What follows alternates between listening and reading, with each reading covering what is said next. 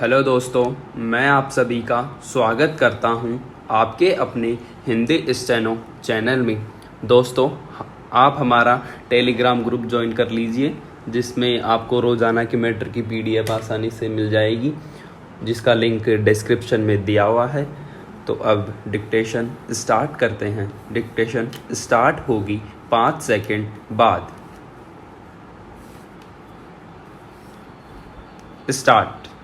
श्रीमान, संविधान द्वारा स्वीकृत कानूनों का पालन कराना लादना नहीं है। जो निर्णय हम करें वह निर्णय अगर हम माने उस पर चले तो क्या उसको लादना कहा जाएगा? मैं यह मानने के लिए तैयार हूँ कि वहाँ पर हिंदी का प्रचार जोर जबरदस्ती से नहीं होना चाहिए, लेकिन मेरे पास एक पत्र आया है जो बड़ी करुण कया कहता है। मदुरई में हिंदी के 10 विद्यालय चल रहे हैं। ये विद्यालय दक्षिण भारत हिंदी प्रचार सभा में संलग्न हैं। ये विद्यालय हिंदी पढ़ा रहे हैं और हिंदी की परीक्षाएं ले रहे हैं, मगर इन विद्यालयों में पढ़ने वाले छात्र और पढ़ाने वाले अध्यापक आजकल बेचैनी का अनुभव कर रहे हैं। उन्होंने राष्ट्रपति और प्रधानमंत्री को एक तार भेजा है। मैं उस तार का एक अंश पढ़कर सुनाना चाहता हूँ। मेरा निवेदन है कि अगर हम सचमुच केंद्र में हिंदी को लाना चाहते हैं तो इस प्रकार का विधेयक पास करने की ज़रूरत नहीं है। इस प्रकार के विधेयक से हिंदी पीछे जाएगी और अंग्रेजी का प्रभुत्व जारी रहेगा। इसलिए मैं मांग करता हूं कि इस विधेयक को वापस ले लिया जाए। प्रधानमंत्री कहती हैं कि यह विधेयक दोनों दृष्टिकोणों में एक समझौता है, एक समन्वय है। अभी मैंने कहा है कि यह समझौता नहीं है, यह अंग्रेजी के सामने समर्पण है।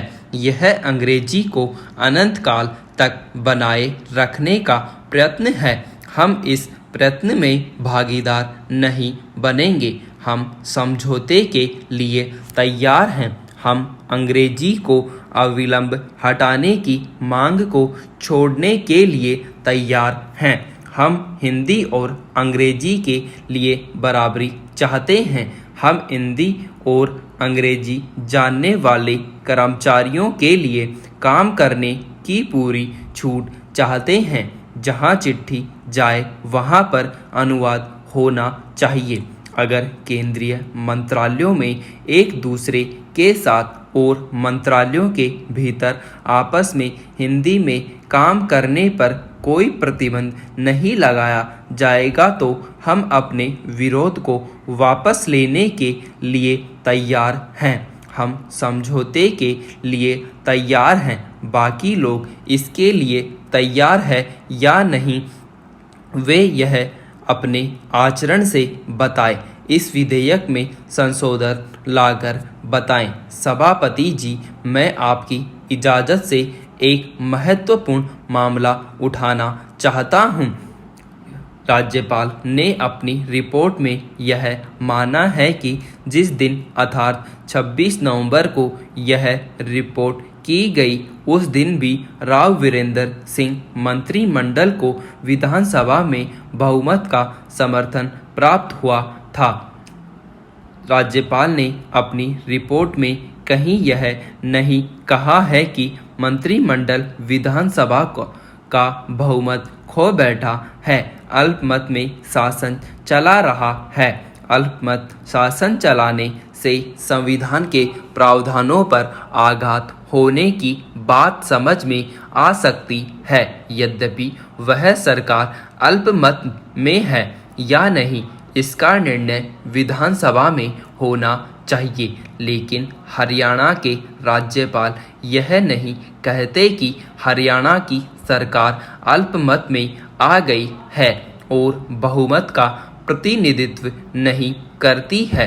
26 तारीख को चौधरी देवीलाल के गुट के सदस्यों द्वारा कांग्रेस में मिलने के बाद भी और अपनी मुख्य रिपोर्ट राष्ट्रपति को भेजने के बाद भी राज्यपाल ने राष्ट्रपति जी को जो पत्र लिखा है उसमें उन्होंने इस बात को स्वीकार किया है कि 24 सदस्यों के सदन में मंत्रिमंडल को 40 सदस्यों का समर्थन प्राप्त है।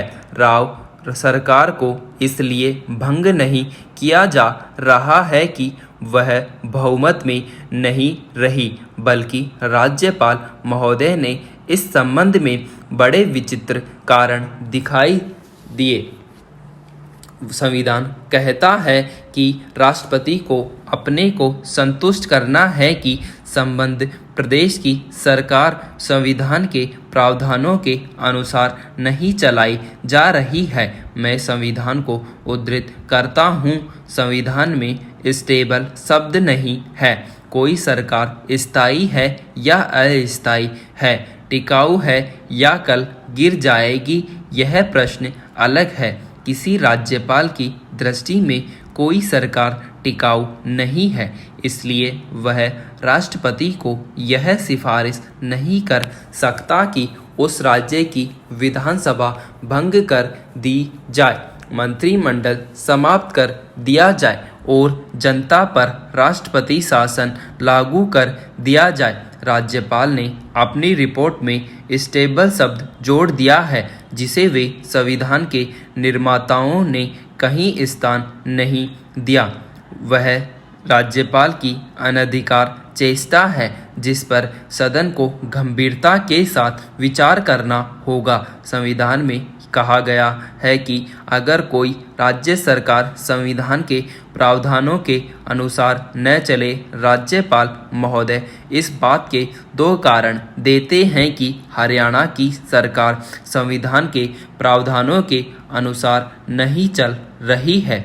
उनमें एक कारण यह है कि सरकार ने अपने संवैधानिक अधिकारों का दुरुपयोग कर मंत्रियों की संख्या बढ़ा ली। पहले जब मंत्रियों की संख्या बढ़ाई गई तो राज्यपाल ने आपत्ति नहीं की। अध्यक्ष महोदय, ताज्जुब तो यह है कि अंग्रेजी का विरोध करने वाले इंग्लैंड में डॉक्टर, वकील, बुद्धिजीवी और ऐसे लोग थे जिनका फ्रेंच और लैटिन के साथ एक निहित स्वार्थ जुड़ा हुआ था। उन्होंने अंग्रेजी भाषा को एक बार बैरिक लैंग्वेज कहा था। इंग्लैंड में भी यह तर्क दिया गया था कि अगर डॉक्टरी की पढ़ाई अंग्रेजी में की गई तो मरीज मर जाएंगे। अंग्रेजी इस योग्य नहीं है कि वह कानून की और शिक्षा की माध्यम बन सके, लेकिन इंग्लैंड की जनता ने अंग्रेजी को लाने का स्वाभिमानपूर्ण निर्णय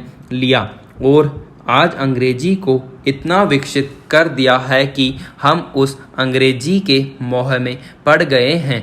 हम उस अंग्रेजी को नहीं छोड़ना चाहते हैं। मेरी मातृभाषा हिंदी है और कभी कभी मुझे लगता है कि यह मेरा दुर्भाग्य है। मेरी मातृभाषा हिंदी होने के कारण यहाँ बैठकर मुझे ऐसी बातें सुननी पड़ती हैं जो मैं और किसी भाषाभाषी को सुनाने की कल्पना भी नहीं कर सकता।